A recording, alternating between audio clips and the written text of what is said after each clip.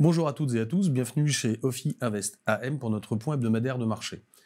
Alors, on a eu une semaine assez agitée sur les marchés avec la journée de vendredi et de lundi, encore aujourd'hui d'ailleurs, avec un événement qu'on n'avait pas connu depuis la grande crise financière, qui est la faillite d'une banque régionale de la Silicon Valley aux États-Unis. Cette banque a fait brutalement faillite pour des sujets comme très souvent de liquidité, beaucoup de retraits de liquidité suite à une inquiétude sur les banques et notamment sur la détention d'un gros portefeuille obligataire qui n'aurait pas été au prix et dont la vente aurait occasionné des pertes, alimentant à nouveau les retraits et le mécanisme se met en place. Donc, gros stress sur les marchés vendredi, réaction très rapide des autorités de la SEC, du Trésor, comme du Fonds de garantie des dépôts aux États-Unis ce week-end pour immédiatement garantir les dépôts des épargnants et éviter la fuite des dépôts de toutes les banques régionales vers les plus grosses. Et surtout, point très important, permettre aux banques de pouvoir se refinancer auprès de la Réserve fédérale avec les titres à leur valeur nominale, au prix acheté, et non plus à leur valeur valorisée avec la remontée des taux. Cette organisation de la Fed n'a pas permis de vraiment calmer le marché lundi, peut-être un peu plus aujourd'hui. Il rappelle tout simplement que quand on remonte les taux à cette allure-là, la transmission à l'économie, au bilan, au business model peut prendre un certain temps et avoir des impacts assez forts. Aujourd'hui, la Fed semble avoir calmé le risque systémique technique sur les marchés des banques régionales. Je rappelle, ces banques régionales qui, en dessous d'un certain seuil, ne sont pas soumises au même contrôle que les principales banques américaines qui, elles, ont des bilans beaucoup plus équilibrés, sont beaucoup plus contrôlées par le régulateur. Ce n'est pas le cas des banques régionales. Donc d'un point de vue technique, la Fed a protégé les choses, mais ça nous apparaît encore un petit peu tôt pour dire que l'épisode est complètement fini.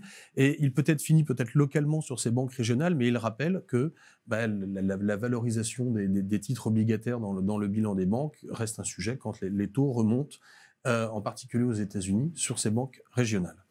On a eu donc des marchés financiers qui ont beaucoup baissé, principalement sur les taux d'intérêt, puisqu'on a eu un 10 ans allemand qui est passé de 2,75 à 2,20, 10 ans américain de 4 à 3,50, même un peu en dessous, assez brutalement, et dans le même temps, des marchés actions qui baissaient significativement, puisque sur le Dow Jones, on est revenu quasiment à zéro depuis le début de l'année, qu'on perdait au plus haut, un peu plus de 5% sur les marchés européens.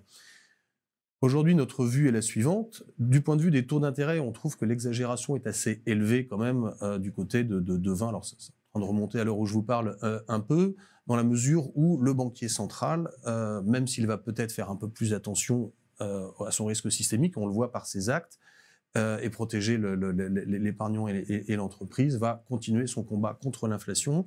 Et la Réserve fédérale devrait donc remonter ses taux d'intérêt la semaine prochaine. Alors peut-être pas de 50, mais au moins de 25 centimes. Rappelons que son combat est contre l'inflation.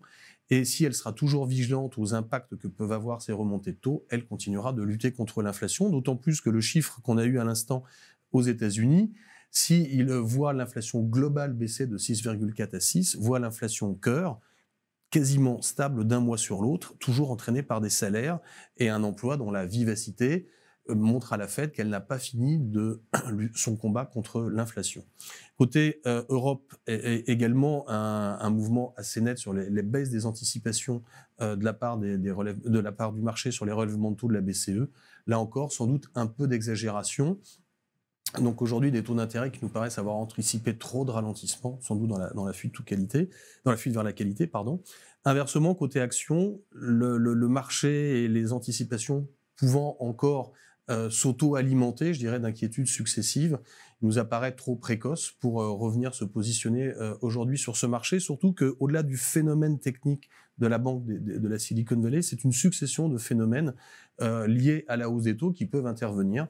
Et ce qui crée cette zone de volatilité tant que le banquier central n'a pas fini son relèvement de taux et qu'on n'y va pas plus clair sur l'inflation, et qui est la zone de volatilité à l'intérieur de laquelle on est, qui de notre point de vue, justifie la prudence qu'on avait déjà depuis quelques semaines sur les marchés actions. Donc des taux d'intérêt qui ont sans doute peut-être trop baissé rapidement en anticipation d'un ralentissement des banques centrales, mais un peu tôt pour revenir sur les marchés actions. Je vous remercie pour votre attention et je vous dis à la semaine prochaine.